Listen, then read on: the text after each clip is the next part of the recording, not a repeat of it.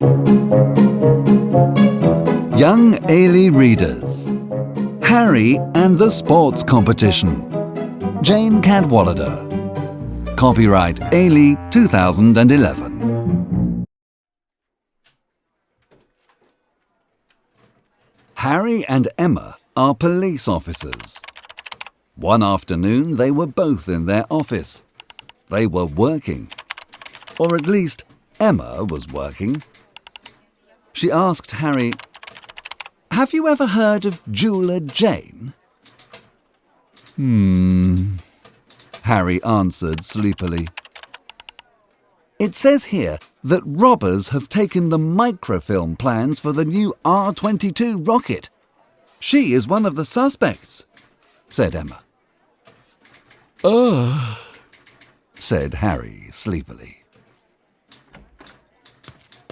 The chief came in with Betty behind him. They were both wearing sports clothes, blue and white striped shorts and white t-shirts. "Good news! Good news!" said Betty.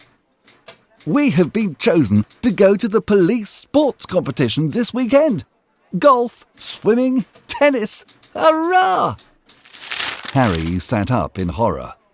His legs felt weak. "But I'm not good at sport."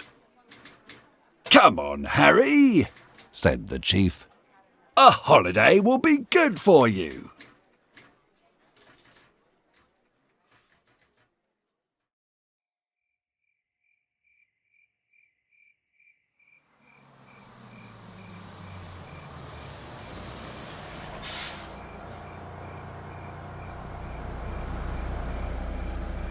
When the police bus arrived at the hotel, it was already dark. Harry looked out of the window unhappily. The chief was already off the bus. He was carrying his bag into the hotel and calling to the other police officers. "Hurry up! We're here!"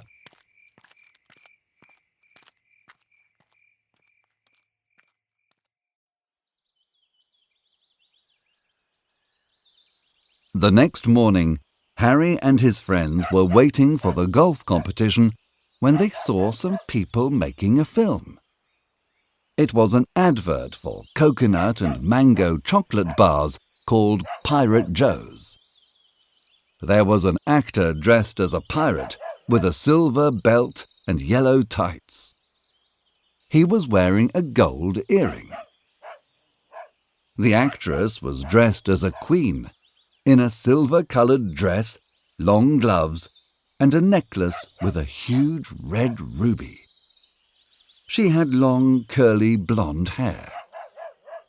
Harry thought she was very beautiful, but he didn't like her dog. It was small and white, and yapped a lot. This is the song they were singing.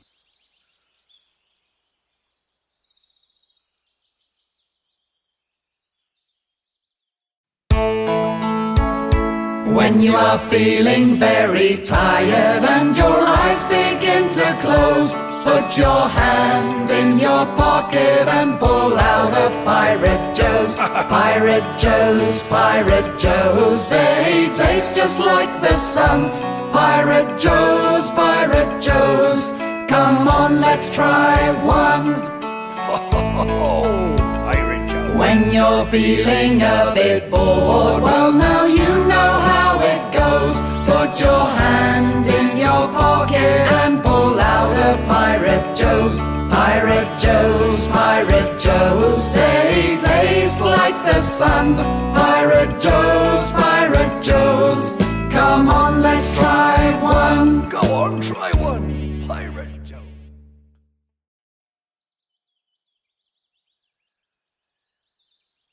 Harry spent the day looking for his golf ball in the sea,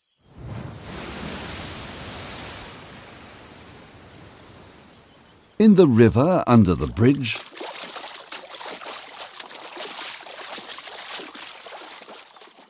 between the trees in the wood, in the long grass. By the evening, Harry was very unhappy and last in the competition.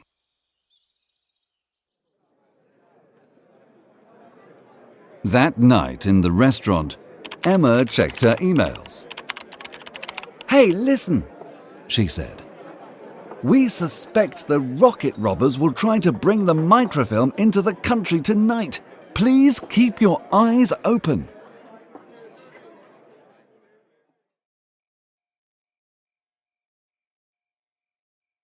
Harry woke up in the middle of the night. He was hungry. He remembered he had a biscuit in his pocket and began to eat it. He looked unhappily out of the window. He was thinking of home. Suddenly, he saw a light between the trees. There was another light out at sea. Thought Harry. What's that? Harry woke up Robert. Wake up, Robert! Robert looked at his alarm clock. Wake up? Why? It's midnight, Harry. Shh! Go and wake the girls. There is a light down on the beach. We should go and see what it is. Emma and Betty and Robert and Harry went down to the beach. They had a torch, but they were not very happy. It was windy, and there were dark clouds in the sky. "I think there's going to be a storm," said Betty. I hope you are wrong, said Robert. Be quiet, said Emma. She was very excited. But Betty was right. When they arrived at the beach, the storm started. They hid behind some rocks and they saw the people making the advert. There was a pirate boat on the sea, and the pirate and the Queen were waiting for it. The cameraman and the director were waiting too. "Harry, it's the film people," said Betty. "It must be part of the advert."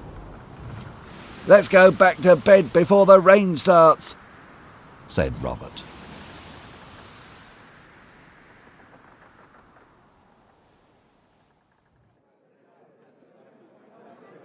The next morning, a man came into the restaurant. "Today we are going to have the volleyball competition in the morning and the hockey competition in the afternoon.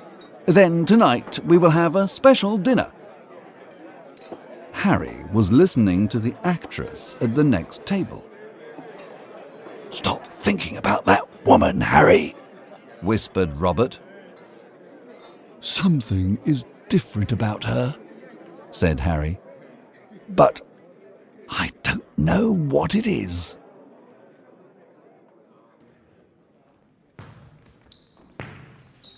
Harry and the others played volleyball. The chief was angry. "Harry, you're not trying, are you?" Harry was watching the Queen. "I know what's different," he said. "She isn't wearing the ruby necklace." "Harry!" shouted Betty.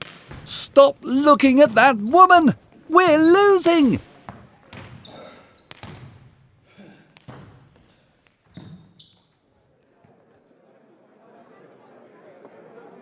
That evening, Harry was happy. Harry's team was last, but it was the end of the sports competition, and now there was a special dinner before everyone went home. The film people were invited to the dinner too. Harry had a big plate of fish and chips in front of him. He was trying to get some tomato sauce out of a bottle. Suddenly, Harry hit the bottom of the bottle of tomato sauce too hard, and out flew the tomato sauce onto the hair and the dress of the actress. "Oh no!" said Harry. Harry jumped up and went to help the actress, but her little dog jumped in front of him. Harry put his hand out to catch onto the woman's chair, but he caught her hair, and her hair came off in his hand. Everyone was very, very surprised. As he fell, Harry knocked the actress's bag off the table, and the bag popped open, and out flew some jeweller's tools and the ruby. No one spoke.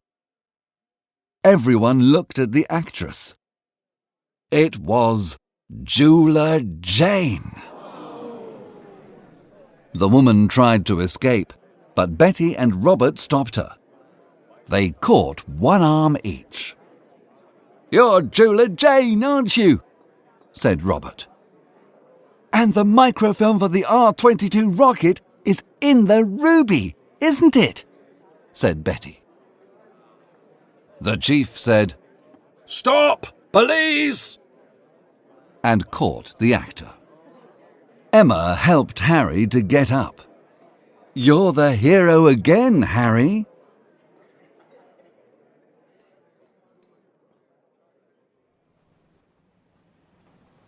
"Well," said the chief in the police bus on the way home, "our team was last in the competition, but we got Jeweller Jane and the microfilm. Well done, Harry." "One thing I'd like to know, Harry," said Emma. "Did you know the actress was Jeweller Jane, or was it just an accident?" But Harry didn't answer. He was fast asleep in the back of the bus.